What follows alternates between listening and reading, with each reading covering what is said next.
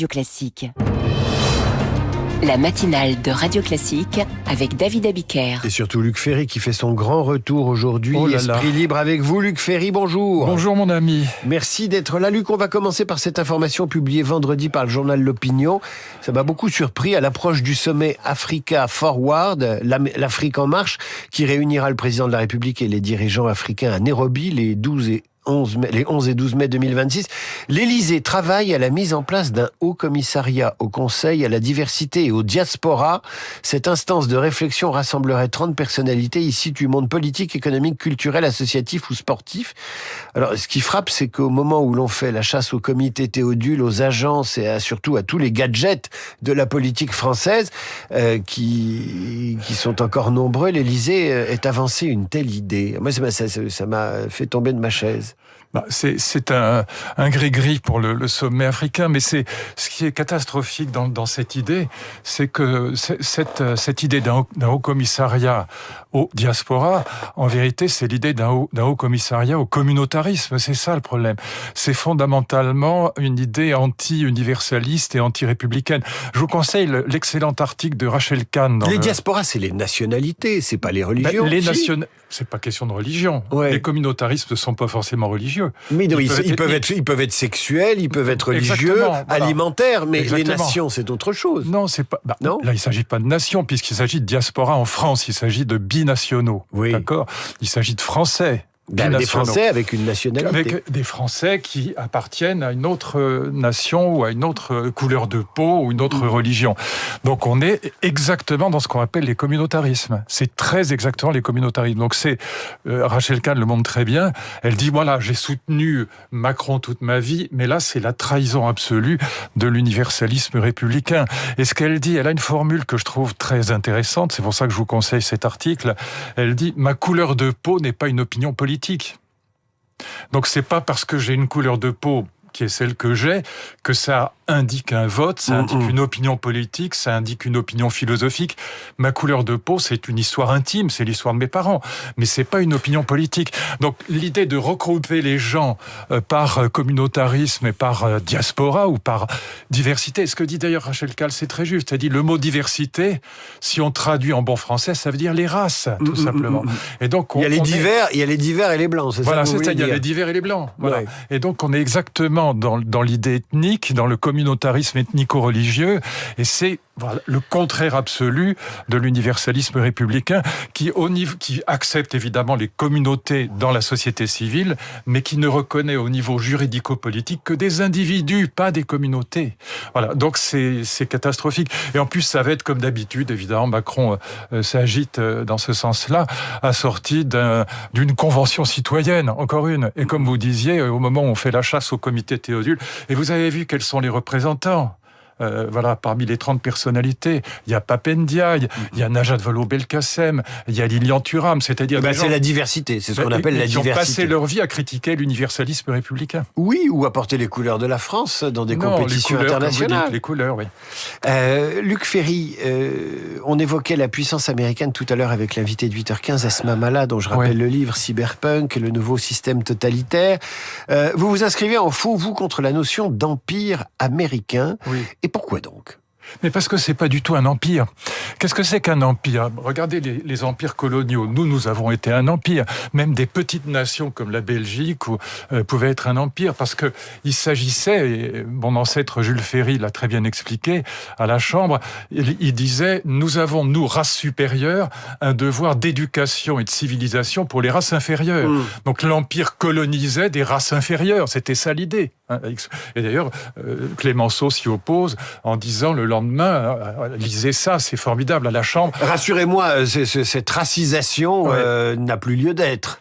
C'est ça le problème. Elle était absurde. Mais évidemment, c'est ça le problème. Ouais. La colonisation, elle reposait sur le racisme colonial, et c'était ça l'impérialisme, c'était ça les empires.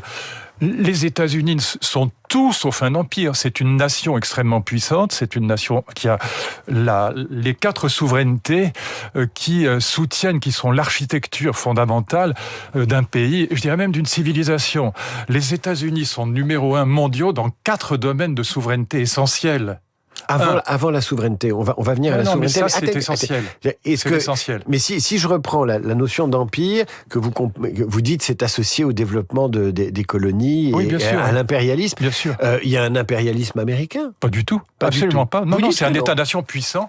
C'est un État-nation puissant qui identifie ses ennemis à juste titre. Oui. Je suis ravi de l'intervention en juin dernier en Iran. Je trouve qu'elle a été absolument légitime. Cette intervention était, si j'ose dire, magnifique. Et c'est elle qui a permis au peuple iranien de se soulever parce que le régime iranien, le régime des mollahs, a été très affaibli par l'intervention américaine en juin. Le Groenland, c'est pas de l'impérialisme? Ça n'a rien à voir. Ça n'a rien à voir. Pour l'instant, attendez de voir ce qui se passera au Groenland. Pour l'instant, personne n'en sait rien.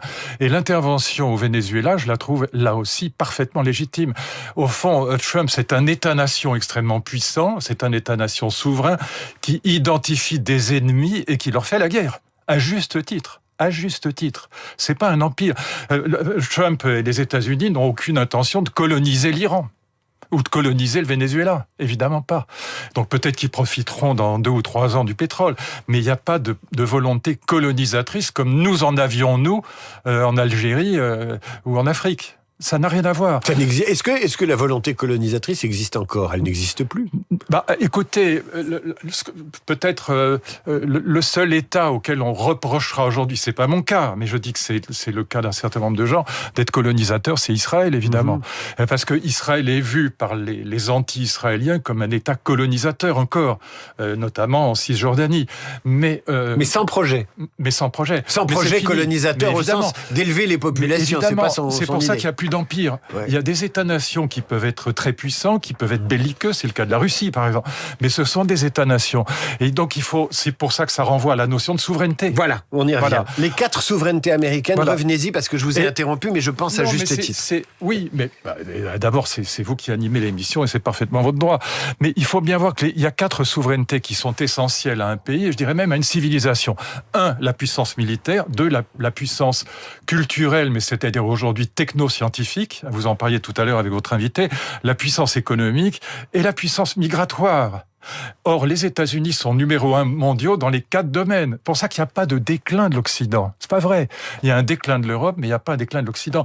Les États-Unis sont numéro 1 mondiaux sur le plan militaire, sur le plan économique, sur le plan technologique, et ils font le travail très brutalement et de manière désagréable sur le plan migratoire. Ah, c'est ça que vous appelez la puissance migratoire. C'est non pas la capacité d'attirer des migrants, mais plutôt la capacité de bloquer ses frontières. D'éviter ce que Philippe de Villiers appelle le populicide. Voilà. Or, c'est ça que Trump a en tête. Or, sur les 4 souverainetés, l'Europe est en déclin.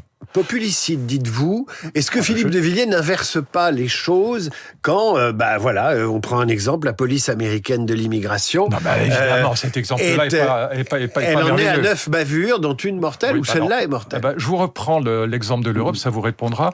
Nous avons perdu la puissance militaire. 70% des armes qui équipent les armées européennes sont des armes américaines, et surtout des F-16 et F-35 et des missiles patriotes. Nous avons perdu totalement la puissance technologique.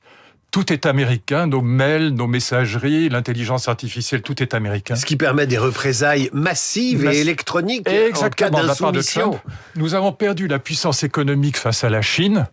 Nous croyons irrattrapables dans le domaine de l'aviation, dans le domaine de l'automobile, dans le domaine des machines-outils, dans le domaine du big pharma.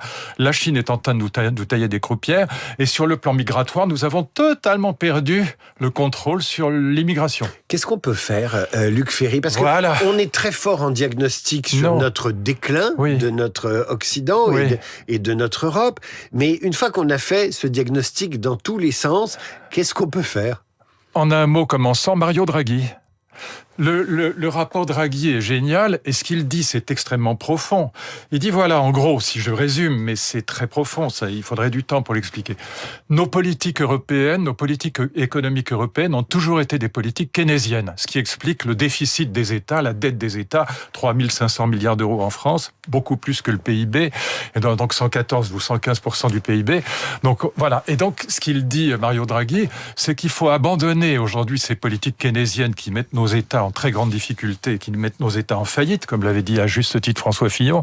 Et donc, il faut investir, comme le font les États-Unis, dans l'innovation. Je vous signale une chose, il faut avoir les chiffres en tête. Les États-Unis vont investir 2 900 milliards de dollars uniquement sur l'intelligence artificielle l'année prochaine, en un an. Donc Mario Draghi dit voilà, en gros, il faudrait qu'on mette 800 milliards de dollars ou 800 milliards d'euros, c'est à peu près pareil, chaque année en Europe sur l'innovation. C'est la seule solution si on veut sortir de ce déclin sur les 4 souverainetés que je viens d'évoquer. L'autre solution, ce serait pas d'appeler Mario Draghi pour mettre en œuvre son propre plan, puisque visiblement, on n'est jamais mieux servi que par soi-même. Vous allez signer une tribune dans le Figaro pour dire Mario Draghi doit revenir aux affaires. Mais évidemment, et même s'il pouvait... Faites-le, et faites-la signer par des intellectuels. Mais je ne cesse de le dire et de le faire. D'ailleurs, vous voyez, je viens de le faire aujourd'hui chez vous, et grâce à vous, à ce micro. Mais moi, ce que je souhaite, c'est, s'il pouvait même venir à l'Élysée, ça m'enchanterait. Luc Ferry, nous allons nous séparer avec une symphonie qui a honoré par le passé la ville de Koro-Machar, j'espère que je le prononce pas trop mal, ville martyre de la guerre Iran-Irak en Iran. Cette symphonie est désormais diffusée sur les réseaux de la résistance iranienne comme un symbole pour défier le régime. Symphonie de Koro-Machar que l'on doit au compositeur Majid Entezami.